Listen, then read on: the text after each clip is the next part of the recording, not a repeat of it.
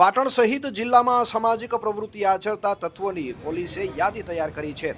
જુગાર સંબંધિત સહિત લેન્ડ ગ્રેબિંગ, ખનીજ ચોરી જેવી પ્રવૃત્તિઓમાં સંડોવાયેલા ઈસમોની યાદી તૈયાર કરી છે। 550 ગુનામાં સંડોવાયેલા 163 અસામાજિક તત્વોની યાદી તૈયાર કરવામાં આવી છે।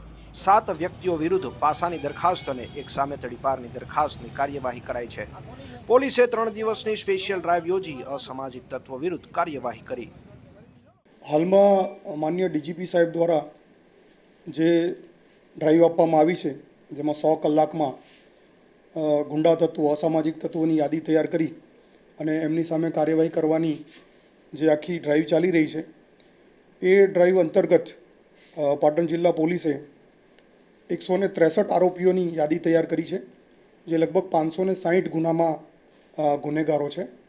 આ યાદી તૈયાર થઈ ગઈ છે અને સાથે સાથે અટકાયતી પગલાંની પણ કાર્યવાહી પોલીસે શરૂ કરી છે।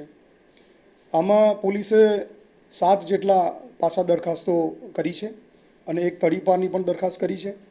આ સિવાય જે કંઈ જગ્યાઓ ઉપર, ભીડભાડવાળી જગ્યાઓ ઉપર અથવા તો એવી કોઈ જગ્યાઓ છે કે જે અસામાજિક તત્વો પોતાનો અડ્ડો બનાવીને બેસી રહે છે, એવી જગ્યાઓ ઉપર છેલ્લા 2 દિવસથી રેડ કરવામાં આવી રહી છે અને એના અંતર્ગત ઘણા બધા કેસીસ કરવામાં આવ્યા છે અને જે કંઈ બ્લેક ફિલ્મો સાથેની ગાડી છે, એ બધી ગાડીઓ પણ ડિટેન કરવામાં આવી છે।